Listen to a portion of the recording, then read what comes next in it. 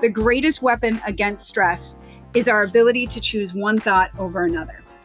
It's William James, considered the father of American psychology. And so really choosing one thought over another, saying in this moment, there's so many things I could be thinking about, but right now in this moment, I'm going to choose to focus my attention.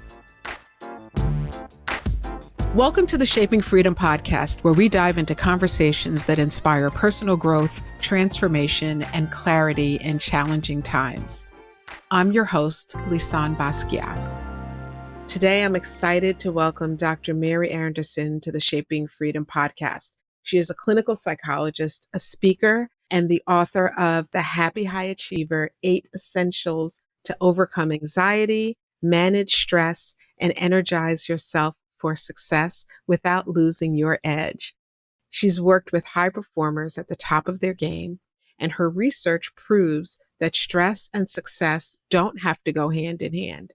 Her work challenges the idea that high performance has to come at the cost of personal well-being.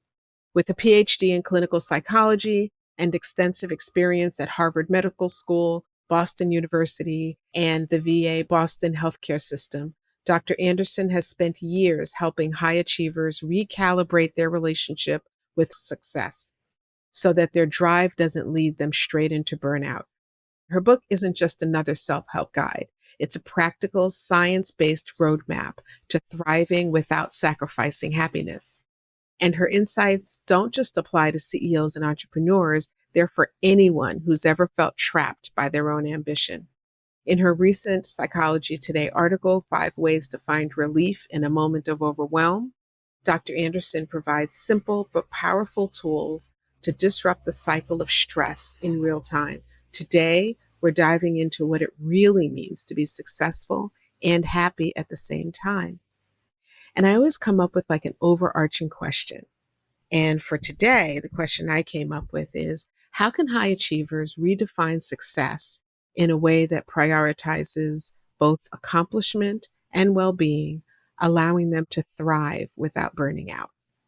So welcome to the podcast, Dr. Anderson.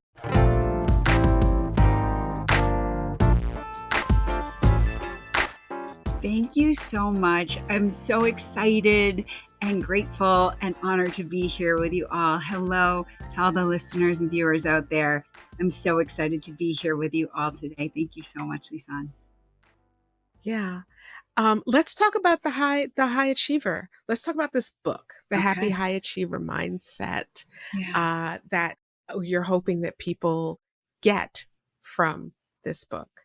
You talk a lot, which I resonate with, about the idea that success doesn't come with stress.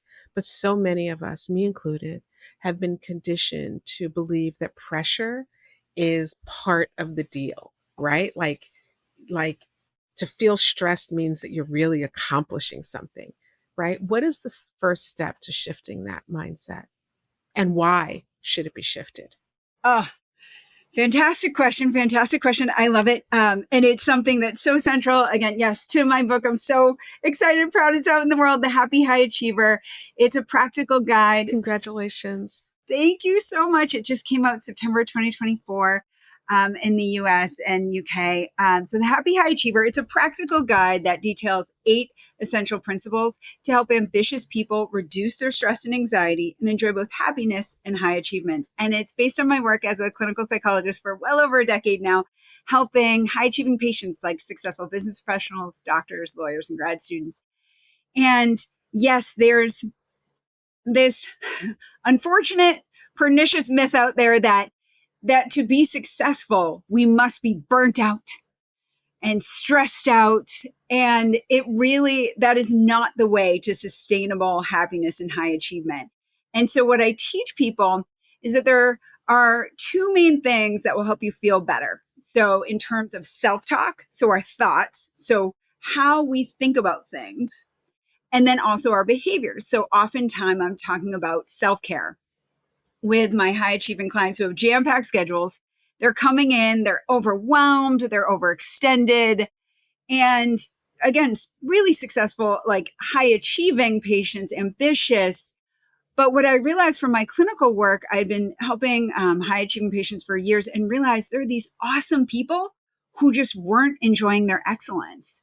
And so that's the key why we want to shift our mindset, why we want to really strategically, intentionally shift our mindset, our self talk to more balanced, helpful self talk, and to work towards more balanced, helpful self care and behaviors is because we deserve to be happy. We deserve to feel well, to feel better, and that we don't have to be burnt out to be successful. There will be stress, right? I like to be real with people that you will feel stress. You're a high achiever aspiring to things, right? And that stress isn't necessarily a bad thing. Absolutely. There's a tipping point where people are hitting this relentless pace and relentlessly critical self-talk that is really what's negatively impacting them and are obstacles to them enjoying their excellence. Absolutely. And I'm so happy that you're saying that and that you're leading with that, because that's the problem. It's not it's the way we're doing it. Absolutely. A lot of times accomplishment comes at a cost. And this is a wonderful thing. Like, for those folks who are seeking to accomplish, they want that great feeling of having created something, for having brought something out into the world. And to do that and feel a ragged mess while you're, checking off that box at the end, it doesn't, when you really take a step back and think about it, it does not make a lot of sense, for the most beautiful things that we create in the world, to be able to do that with a feeling of real joy about it, I think is so important. Absolutely. It's the journey is the Yeah. thing, right? And I talk to my high achievers about valuing both process and outcome. So exactly what you're saying. I think sometimes there's so much emphasis put on the outcome. So the project, the presentation, the degree, even coming out with a book, really knowing that the outcome's great, but the process is where you're living most of your life, right? Like when we summit the mountain, we're on that mountaintop for not very long, really, right? Where is most of our time spent in life? One foot in front of the other on the journey up those different summits. And so truly, if we can find a way to appreciate the journey, certainly to find joy in the journey when we can, to value that process, that's what's going to fuel us forward so that we can be sustainably happy and high achieving. How does one know that they're on a track that's probably not the best one for them? Like, how do you know that you're on your way to burning out? So let's call out those folks that we really want to grab a pen, Yes. get up close, and listen to what you're getting ready to share with them. Okay. And I love this. I love going concrete with it because I think that's what people need. I always say where rubber meets the road, we need science-based actionable strategies and skills and those signs. So there's a few things that when patients first come in to see me, I assess initially. And immediately I assess their self-care. This is going to be a huge signal of how are you doing with taking care of yourself on the way to achieving your goals, right? And I want to be clear when I talk about self-care, I don't mean that they need to take 2-hour long bubble baths or go on shopping sprees or week-long, meditation retreats. Those are great. But what we're talking about is just on a regular basis, are you taking care of yourself, right? So I came up with this acronym. I like to make things really memorable, easy to use. So there's this acronym I use, SELF.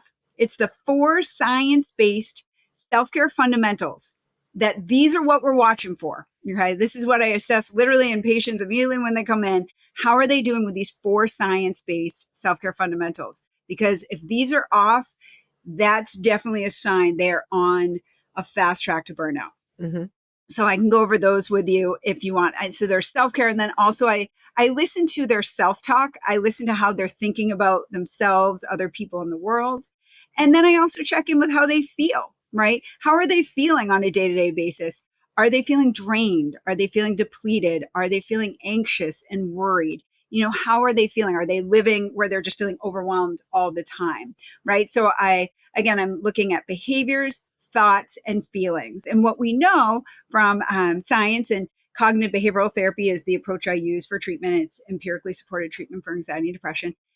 We use a little triangle: thoughts, feelings, and behaviors, all three directly impact each other. And so when people come in, when I'm assessing for how they're doing, and so really concrete signals that people are on the way to burnout would be to assess what behaviors are they doing, how is their self-talk sounding, and how are they feeling. So the S of SELF in self-care, the S is sleep.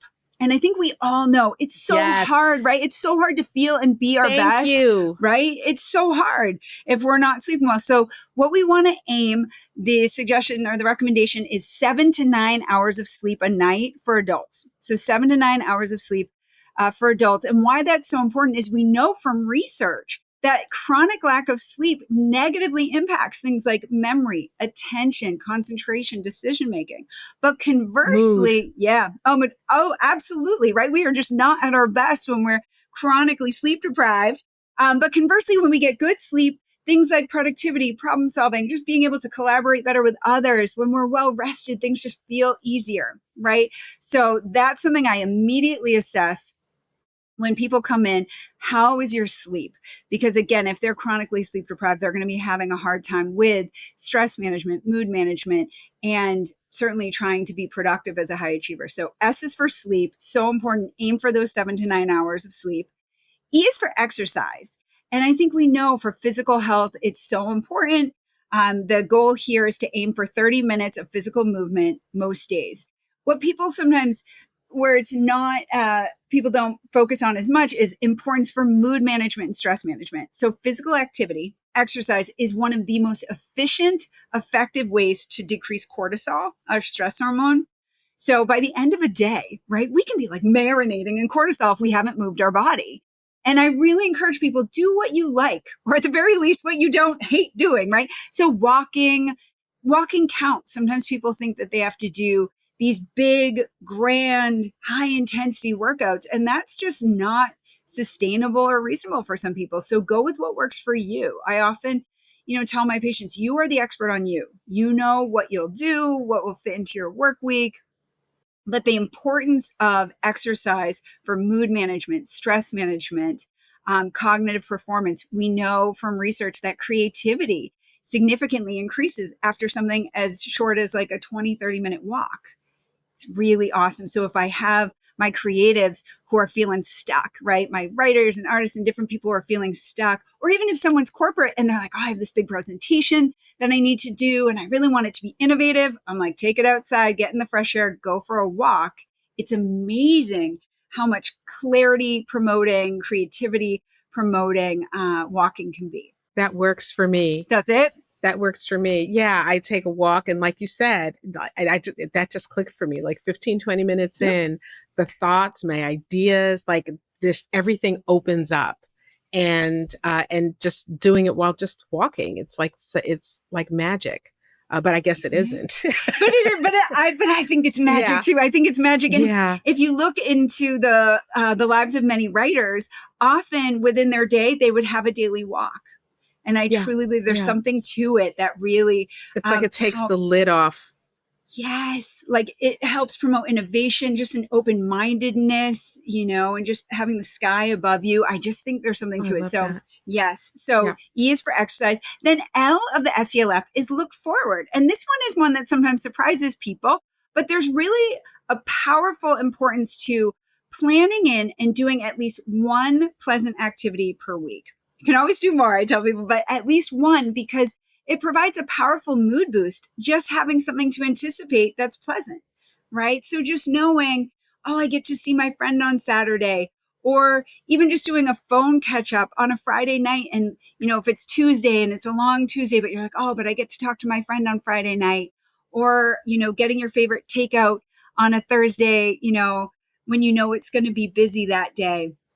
So you plan it into your schedule, commit to doing it, and then remind yourself during the week, oh, I have this thing to look forward to. Mm. And so it's double bang for your buck because you'll actually get that mood boost just by thinking about it.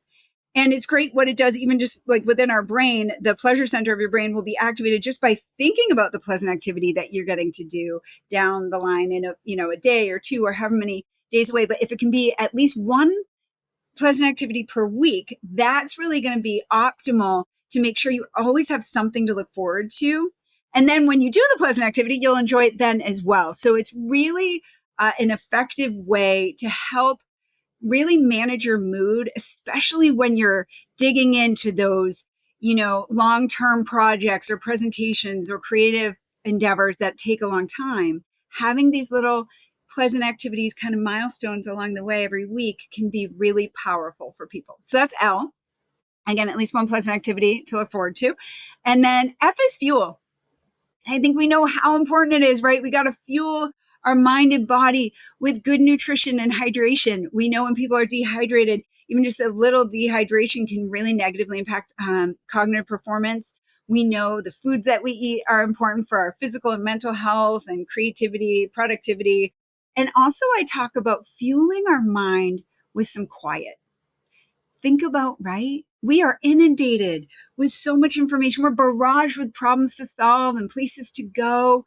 So I think it's so important that we build in even just a few moments a day, right? So I use the Calm app every morning to do meditation, but there's so many great apps out there, or you can journal, or whatever it is that helps you find some quiet, just taking a few minutes outside in nature, or even a few deep breaths between meetings can make such a huge positive impact on our well-being. So when people come in to see me, I always look at that SELF. How is their sleep, their exercise? Do they have things to look forward to? Or are they saying, no, doctor, it just feels kind of like a rat race. I'm just, going to work every day, staying late, coming home. Or nowadays when people are working from home, they're like, yeah, how do you have work-life balance if I'm working from home too? So if they're not really planning things to look forward to, and if they're not fueling themselves well. So they're like, Dr. A, I'm in back-to-back meetings. I don't have time to eat lunch. So we get really specific in problem solving to help them find ways to take good care of themselves. So self-care is one of the very first things I look at. And if those SELF components are not being prioritized, those are concrete signals that someone's on the fast track to burnout. Which is wonderful because it gives a person a roadmap. Mm-hmm. Yep. Because sometimes, especially when a person has gotten to the point where they're kind of close to burnout, to really burning out, where everything kind of comes into this big muddle of exhaustion, right? And so what I love about this acronym, SELF, is that it gives you the ability to kind of pull things apart so that you can look at them individually and hopefully find solutions to areas where maybe you're not putting as much focus into sleep or exercise or any of the others. Yeah, absolutely. And they can Yeah. be broken down into those components too, because we know, right, when we're feeling already stressed out, already overwhelmed and overextended, to just say, do more self-care, that feels even more overwhelming, right? Or to say, if I said to people, add in, now you're already overextended, but add in these lengthy, complicated self-care behaviors, that's not going to work. So we have to break it down into components. And I really encourage people, just take one, take the S, the sleep. Or if you have nothing you're looking forward to, start with L of the look forward to at least one pleasant activity. Wherever in that SELF feels the easiest to make some headway, the easiest for you to start prioritizing, start there. Yeah. You can always work at the other ones, on another week. The goal is to do as many as we can in terms of combination and consistency. But I always say, start where you're at. It's always best to start where you're at and set doable goals. And I really encourage people, keep self-care doable so we can keep doing it.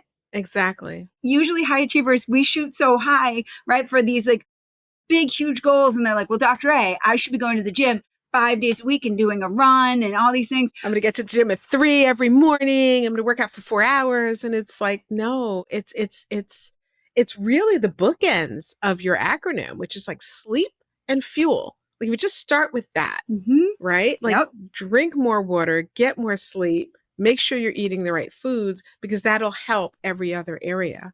Absolutely. So I love that. Just find ways to keep it doable. And even if that means adding in, one more glass of water a day, because people will be like, does that count? Yes. Does that really matter? Yes. Start with a doable goal. And that is a secret too that I'll sometimes use if someone has like a soda habit. And they're like, are you going to take my Pepsi away? And I'm like, first of all, I never tell people what to do. I wouldn't want to be told what to do. I don't tell people what to do.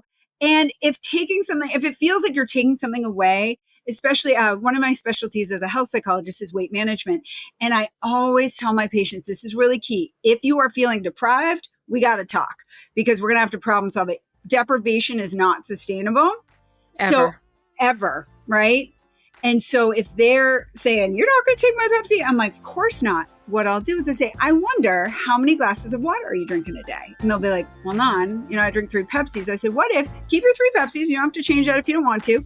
But why don't we add at least 1 glass of water? And then we're going to keep adding in water. So guess what naturally happens as they're adding in their waters? Guess what happens typically to their Pepsi consumption?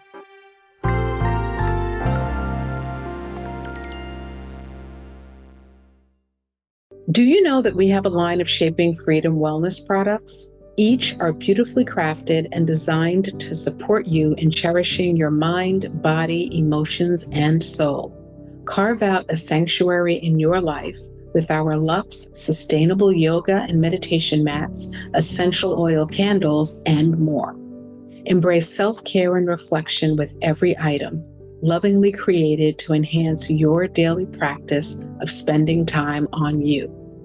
Elevate your wellness journey with Shaping Sanctuary Collection because you deserve to feel balanced, nurtured, and inspired. Visit shapingsanctuary.com for more information.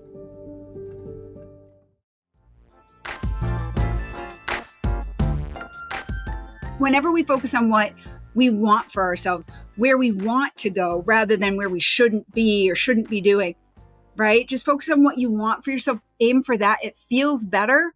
And that's usually what's going to be sustainable. And that's really what I'm working on with people is not just like, okay, go after your big goal and then burn out right after that. Like that, we deserve to be sustainably happy and healthy and high achieving. And I talk about that in the book, in the Happy High Achiever, and talking about striving for excellence, not perfection. And this excellence equation I use, happy, healthy, and high achieving, that if we can define success in that way, if we define success as striving to be our best so that we're excellent, which means high achieving, but also acknowledging our humanity, right? Yes. That is key. So I really work on acknowledging our humanity and what that means to honor that versus just trying to be perfect, which is an unrealistic expectation that really burns people out and makes people feel badly.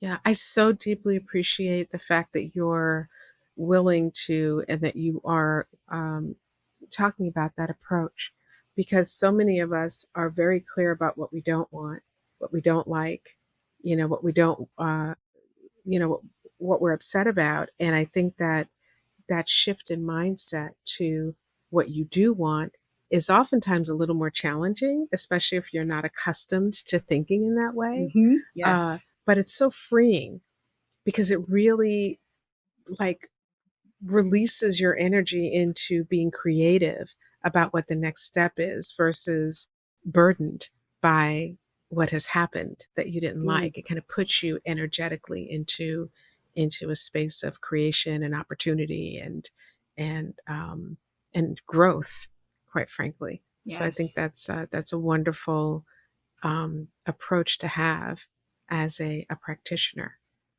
Thank you. Yes. And I talk with my patients about really, what do they really, really want for their lives, right? And I help them think about what are their values that they want their life to be about, right? Because I think sometimes we are almost on this, what I call this conveyor belt. We're kind of taught, well, like get A's and do this and do that. And sometimes almost this erroneous kind of belief that if we do all the right things, then we'll never suffer in life, right? Everything will go right. And I'm like, well, that is not life. That's just not reality, right? And life is not living. That's surviving. Yeah. Yep. And it's really kowtowing to others' expectations of what you should be.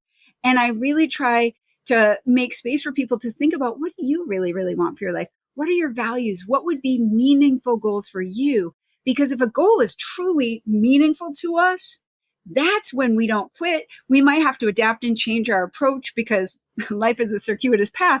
But if you're honoring what is most valuable, I really find that is what helps us stay patient and persistent and to keep going. This book, I thought of The Happy High Achiever in 2012. Lisane. Wow. So it's like, I just didn't quit. I was like, I'm not quitting. I'm going to figure out a way I'm to going do to do it. this. This book is going to make it. I'm going to do Oh, this. wow. Yeah. My goal is to help as many people as possible while I'm alive.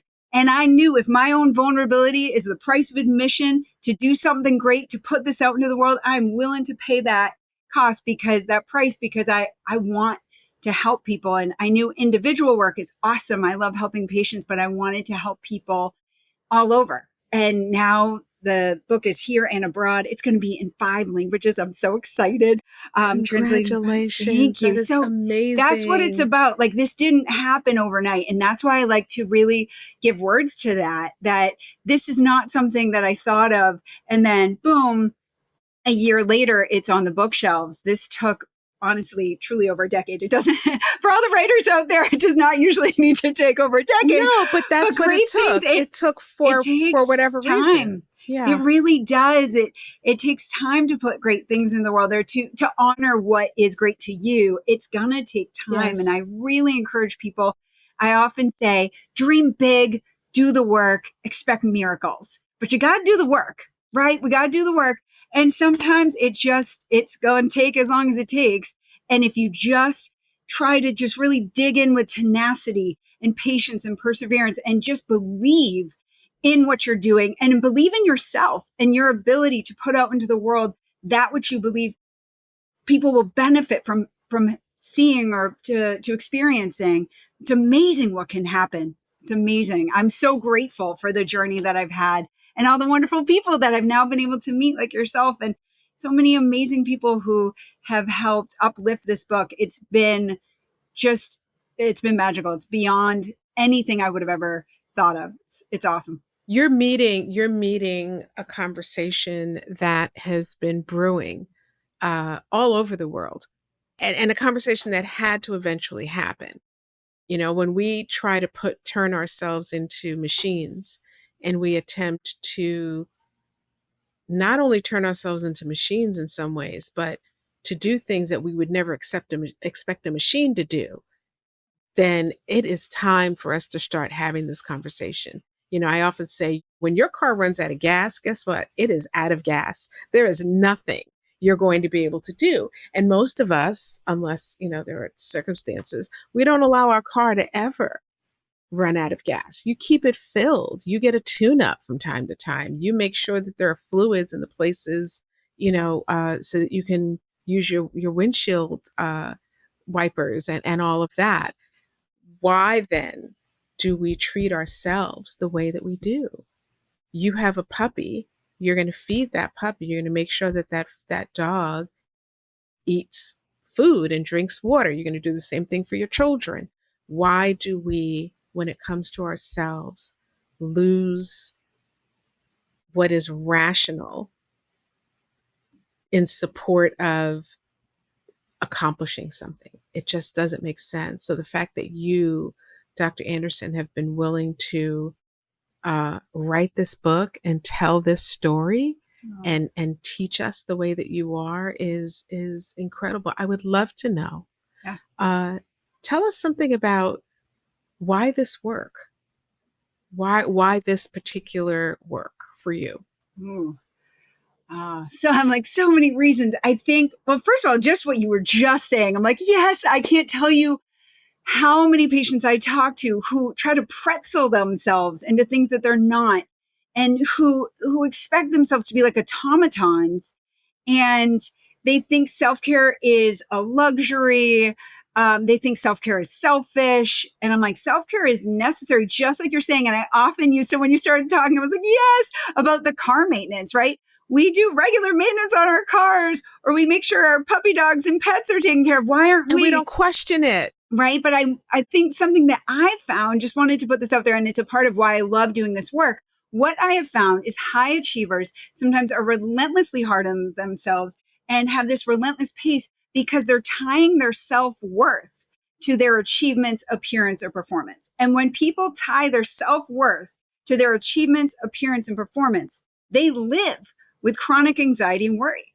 They're trying to hustle for their own worthiness, and they don't need to. And so I talk to people about your worth is inherent and unconditional. You are a human being.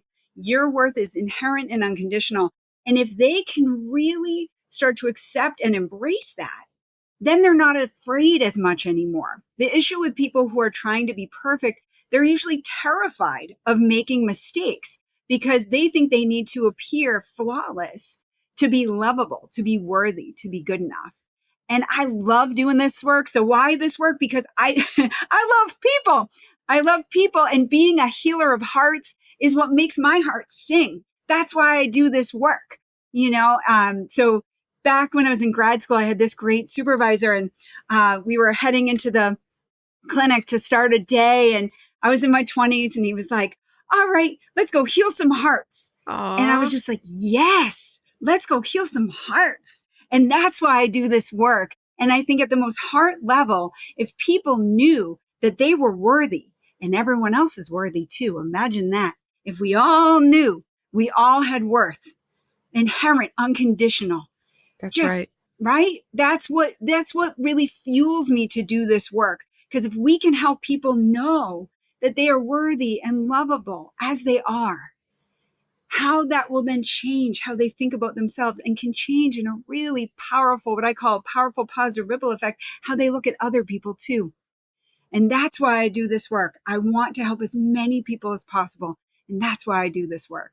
Yeah. And it starts with us. Yes. It starts Yes. with us. And I Yes. think so often, especially in the scenario that you described before, where it's really about the external, like how I look out Mhm. there, and you're going to determine or help me to figure out who I am and what my worth is. The work has to start within yourself, because once you allow yourself to release whatever it is that makes you uniquely you, and figure out the plan, even as you're working through the techniques that you're providing to your patients and to the people that are working with you, it really is about you learning who you are, so that you can function and operate and perform and create in this world in the way that you really want to. Yes. But it's about learning who you are. Yeah. That's why I talk to people about trying to find a community, right? I talk about cultivating healthy connection, to be really aware of who you're around, and do they deplete and drain your energy? Do they stress you out? Do they make you feel like you have to defend yourself? Or are you around people who inspire you, who uplift you? And from this book, I've been able to have these wonderful types of conversations, and I always leave with this like energy, just I'm so energized by these types of conversations where I see other people in the world trying to put good, meaningful, you know, just valuable work into the world. It's just awesome. So really being around people who, if you can find a community of people who accept you as you are, right? So finding that is so important. If we can have even just a few people in our world who embrace and accept us as we are, so that, because it's vulnerable to put ourselves out there and say, well, this is what I really really want for myself, because rejection feels scary, and putting ourselves out there, that vulnerability feels scary. But I am so with you. When we step out with that courage to say, this is really what I want to be doing and putting out into the world, it's amazing all the good that it can do. So getting around other people who are doing that and who support you in that can be so nourishing and so nurturing, and helping you to live who you truly are. And I think that's what really living your best and to live that excellent life is about. I agree. In the beginning, we started talking about like who this conversation is for. And I wanted to say, I believe that how you do one thing is how you do everything. So there are some folks who may be listening from the perspective of the way that they show up at work. Mm-hmm. And I would encourage people to understand that who you are is who you are.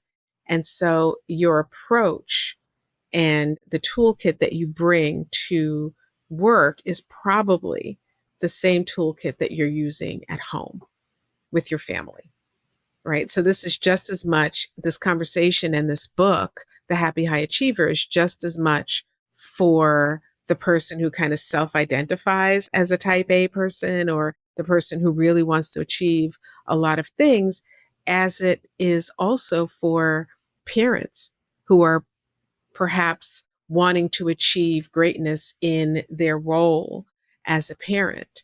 And I think that what's beautiful about this work, Dr. Anderson, is that it can also provide a roadmap to how you can model for your children what life can look like when you allow yourself to be happy, even while you're achieving or Yes. because you're achieving. Yes. I love that. And you're so right on. Is this really is something that crosses over professional, personal, Absolutely. health, all of these arenas of our life. Because so we were talking about behaviors, but also talking about our thoughts, right? Our self talk. So you might be shooting yourself, in your personal life around your health. Well, I should be going to the gym, 6 days a week. And then at work, you're like, I should be able to handle all of this. And, look at what other people are doing. So there's also, I call it the troublesome trifecta in the Happy High Achiever. I talk about the troublesome trifecta are the three cognitive distortions. So three unhelpful ways of thinking that are really problematic for high achievers. And one of them are should statements. So just shoulds all over the place and a lot of social comparison around that. So, well, Dr. A, look at what, my colleague is doing or what my friend is doing. I should be doing what they're doing. Right. And again, that can be professionally, awards or promotions, but absolutely personal life. I have so many people who are like, well, I should have a house like theirs, or I should be able to go on a vacation like they are, or I should look like that person. And so shoulds in so many arenas of their life. Also, there's all or nothing thinking is the second of the troublesome trifecta. All or nothing thinking is thinking in extremes, right? Like people will say, everyone should be totally blown away by my project, if they're presenting something at work, or, everything in the house needs to be clean for it to be okay, right? This all or nothing, this everything. I call it pressure cooker thinking because it just puts this crushing tension. It's like looking for perfection again. And we're not automatons. And what excellence means to me is that you can be high achieving while acknowledging your humanity. So that means we can strive to be our best, right? We got to know though our best will differ by the day. We're human. So like after a good night's sleep versus if we're dealing with the flu or jet lag or heartbreak, our best on those days will differ and that's okay because we're human, right? So to take some pressure off of ourselves, not everything always has to be done and perfectly. Like that's just not realistic. And those types of unrealistic expectations really drain us and often lead to Yes. what I call perfectionism fueled procrastination. When people make something so big in their mind, right? Everything needs to be done or this has to be just right or perfect. They get so overwhelmed by that unrealistic expectation that behaviorally Hmm. they don't even start. They just stay Right. stuck, right? So all or nothing thinking, we really try to help people know, find the middle ground, find the middle way, find that gray, not the extreme where we're expecting something that's unrealistic. Strive for excellence, strive for high standards. It's not about acquiescing to mediocrity and stagnation, but it is about be real. We are human. So allowing for that humanity is actually what then fuels sustainable high achievement. So that's should statements, all or nothing. And then the last one of the troublesome trifecta is jumping to conclusions. How often have we all done this, right? So it comes in kind of two flavors. It's negative fortune telling and mind reading. So negative fortune telling is when patients are like, Dr. A, I know it's not going to go well. Or like, I know, that they won't like me or I won't get the promotion. So it hasn't happened yet, right? And so I often encourage people, try our best to navigate uncertainty with curiosity, right? So worry is thinking about the future with fear. Wonder is thinking about the future with curiosity.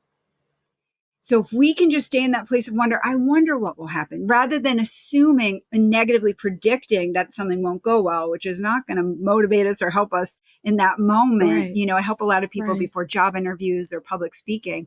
If they're telling themselves, I'm going to stumble over my words, everyone's going to see that I'm incompetent or they'll notice I'm nervous, all these things like that is not going to help them. Again, there's that thoughts, feelings, behaviors. If you're telling yourself these unhelpful thoughts, how are you going to You're feel? telling yourself these unhealthy thoughts. That's Yeah. what you're doing. Yes. And you're going Yeah. to feel that your stress and anxiety is needlessly ratcheted up. And then behaviorally, what happens, it usually manifests that we're not going to be able to perform our best. We're not going to engage as authentically because we're in our head worrying, right? So when we can shift to just a place of wonder, I wonder what will happen. If they're going into a job interview, if I can get them to a place of, I don't know what will happen. I hope I get the job, but I'm just excited I got the job or got the job interview. Thinking about, even if they, especially, I love gratitude. It's one of my favorite things to talk about. So if they can say, you know what, I'm just grateful I got the interview. Of course, I want to get the job, but I don't know what will happen, right? I always try to stay real with people. We don't know what's going to happen when there's uncertainty, but can we be grateful for the opportunity? Absolutely. Right. So getting excited and grateful about an opportunity to be able to get to a job interview or to be able to do a presentation where you have hundreds of people, because people, again, I work with like C-suite level people, doctors, lawyers. They come in and they're like, Dr. A, there's going to be hundreds of people in the audience. And I'm like, okay. I'm like, you got this. We can do this. We can do this. Yeah. That's an opportunity. What a privilege. You have Right. time in front of that many people. So when we reframe it, and then I just help them practice a bunch so that they can get used to, whatever they need to do. But so really helping people not do that negative fortune telling, not jump to conclusion, and also mind reading. That's when people are like, oh, I know they don't like me, or I know they won't like me, or like something where there's ambiguous situations. Like if they have like their boss comes in and doesn't say hi, but the boss usually says hi and they're like, they must be mad at me. It's about me. Right? If they think that though, how are they going to feel? Not good. And the truth is, do we know why the boss didn't say hi? No. Right. So even if we can I call it predict neutral instead of just predicting negative, because our brains are hardwired with a negativity bias, right? It was anthropologically advantageous to say the rustle in the bushes might be a tiger rather than like, I don't know what the bushes in the, So, but now we can say to ourselves, I can predict neutral. I don't know why the boss didn't say hi. Maybe I'll go check in with them later and see how it is. Because if we just call it going headfirst down the rabbit hole and assume she must be, the boss must be mad at me, that can make us feel really unnecessarily anxious. And then maybe behaviorally in the meeting later that day, you don't speak up because, you think, well, she must, she's already mad at me. I don't want to say anything wrong. So You're running the story. Right. Exactly. Yeah. We create these stories sometimes without evidence. So what I work on a lot with people is helping people really look at what is the evidence, and we call it evidence-based thinking, so they can generate more helpful, balanced thoughts based on the evidence of what's actually happening. And in that scenario, the evidence is she just didn't say hi. Maybe she was running to her office because she was late for a Zoom call or something was going on, or she was just thinking about something else. There's often alternative explanations if we just keep open-minded. So again, ambiguous situations, especially, I say ambiguous situations are ripe for cognitive distortions. So really be on the lookout for that. So should statements, all or nothing, and jumping to conclusions, really watch for those. Those are also when we were talking about kind of the signals to burnout. Those are 3 concrete cognitive distortions that high achievers often really fall into and really are obstacles to them feeling and being their best. And so if people can notice, okay, what am I telling myself? If they're doing those 3, really starting to work, and in the Happy High Achiever, I give step-by-step how to do the whole process of it. There really is a step-by-step process of how to start what I call poking holes in the unhelpful thoughts and generating more helpful, balanced thoughts. The more they can do that, the more they're going to help themselves prevent and heal burnout. Yeah. I love that predict neutral. Yes. I love that idea that, sometimes we take a story and we just go running with it. And depending on where we are, and I think that's the part that we miss sometimes. It all has to do with where you are in the moment that would have you predict something negative or positive. But if you predict neutral, then you leave yourself open to really getting your answers to your questions. That's a beautiful share. Thank you.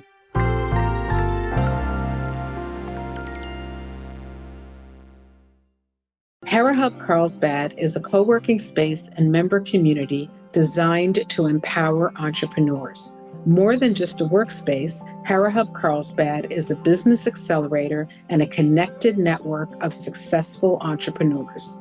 Imagine a collaborative, serene, and spa-inspired environment where you can thrive. Our unique community allows each member to be both a guide and a student, fostering leadership and continuous growth for both you and your business. Experience an uplifting, supportive atmosphere that will elevate your entrepreneurial journey. For more information about HeraHub Carlsbad or to schedule a tour, visit herahub.com/Carlsbad.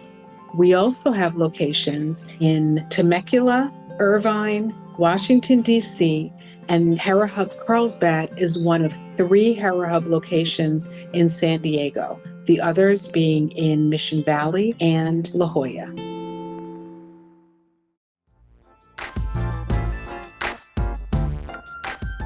As we're coming close to time, I want to talk about gratitude. Yes. I know that you call it rocket fuel for success. Yes. For high performers.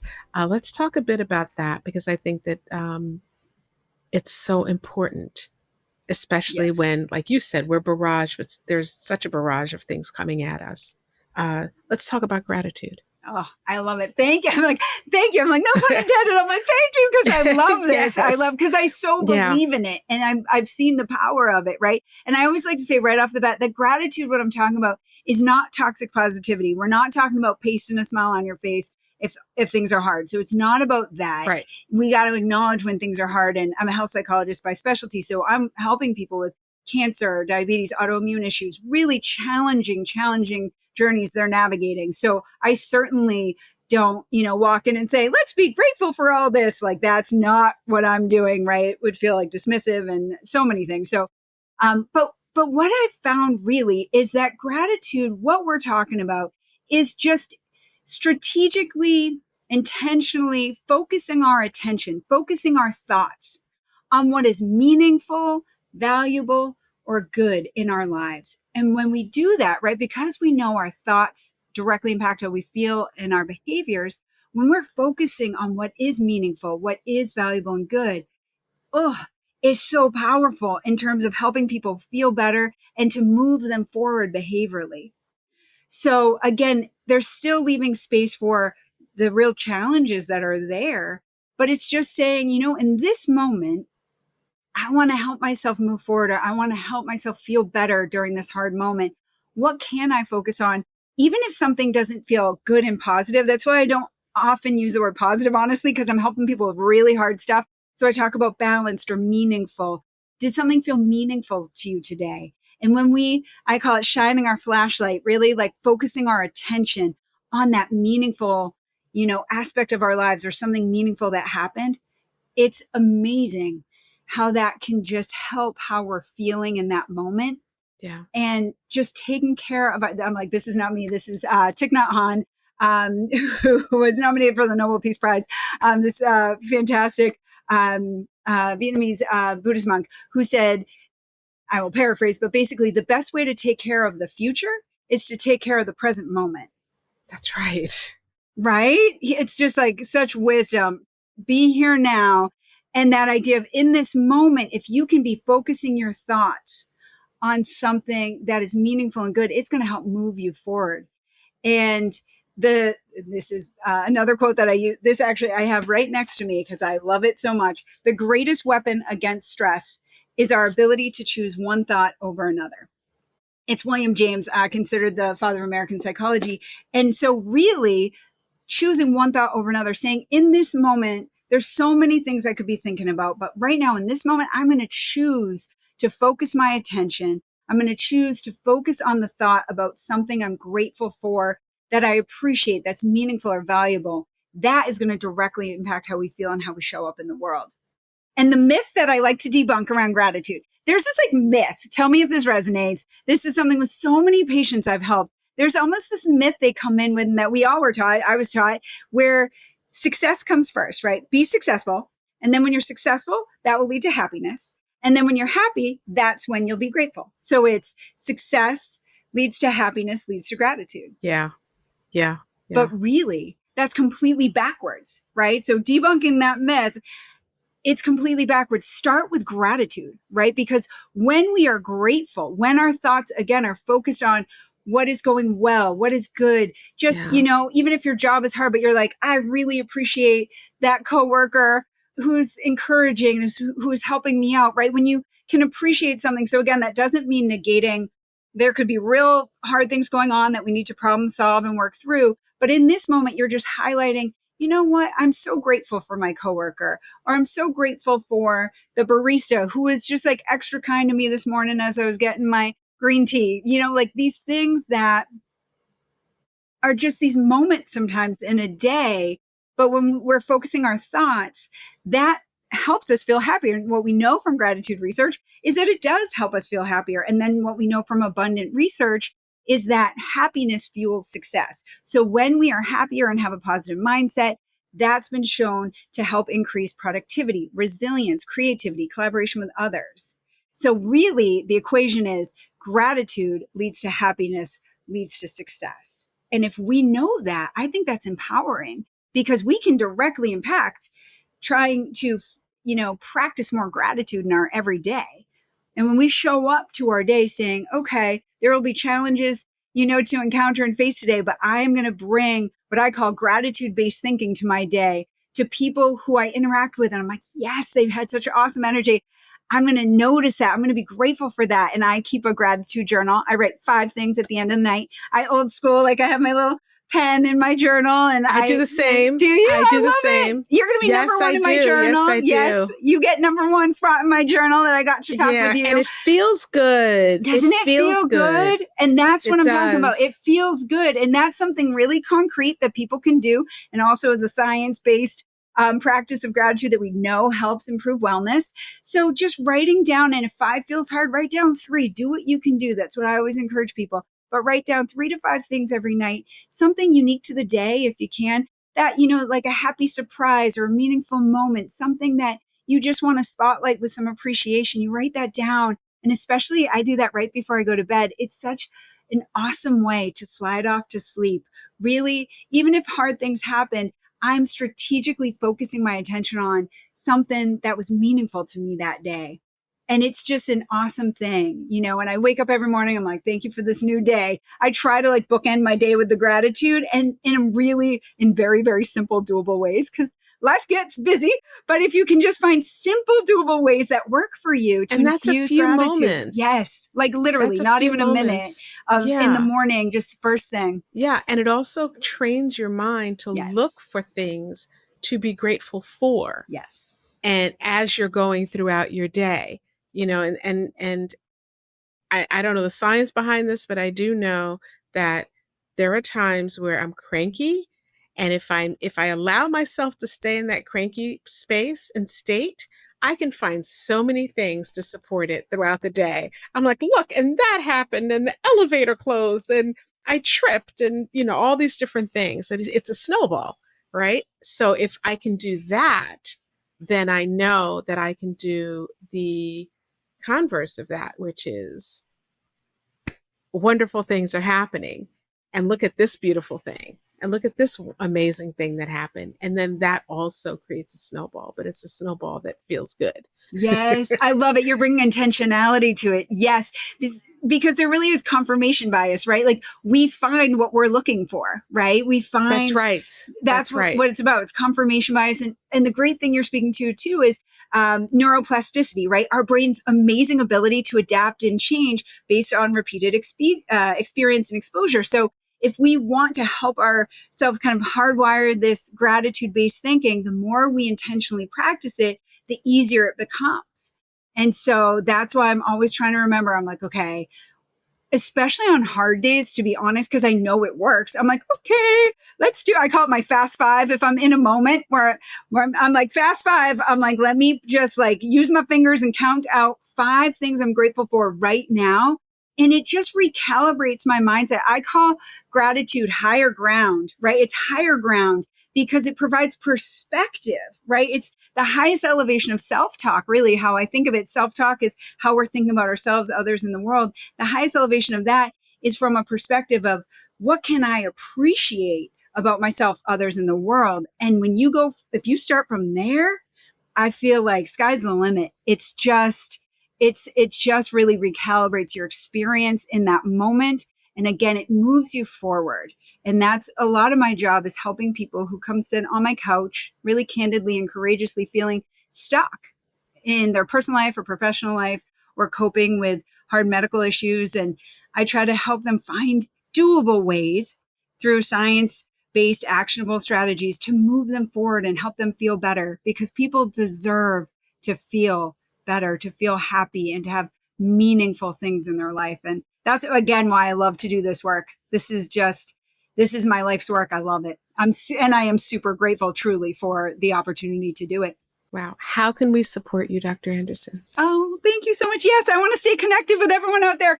My website is maryandersonphd.com. So www.maryandersonphd.com. I'm on LinkedIn, Instagram, Facebook. Instagram, I'm Dr._Mary Anderson. So Dr._Mary. I was looking for you and I couldn't find you. I know, that's why I always spell it out. So Dr._MARYANDERSON. Dr._Mary Anderson. And the book, The Happy High Achiever, it's on Amazon and all major booksellers. And I really hope it just keeps helping people. And I want to spread the word about it. And ideally, it's going to be a series where we're doing I would love to do the Happy High Achiever woman, because there's really unique pressures and challenges. Yes, so I Happy love High Achiever that. woman, the Happy High Achiever finding love, because I'm helping a lot of people right now navigating dating and all the different things out there. So there's so many in the series that I would love to do. So I'm just so grateful to be here, and so grateful to be able to connect with everyone. Thank you so much. I think one thing that I got out of this is I love the fact that you focus on the process, that you understand that there are people who want to be high achieving, that it's a goal of theirs. It's how they're showing up in the world. And the fact that you have provided the opportunity to allow this process that you've developed to be injected in the process is an amazing thing. And I think that the more of us that are happy, the more of us that are feeling grateful, the more of us that are doing whatever the incredible work is that we've signed up for with joy, yes, the better we all are. Yes. So thank you so much for doing this work. Thank you for sticking at it and writing that book. Thank you for opening up the door to showing other ways that people can be happy as they're achieving, in the books that you're going to write, the ones that'll now come because you allowed this one to enter the planet. So thank you. Thank you for your work, and thank you for your energy. Oh, thank you. Thank you. It's been a joy, truly a joy and honor to be here. Thank you so much.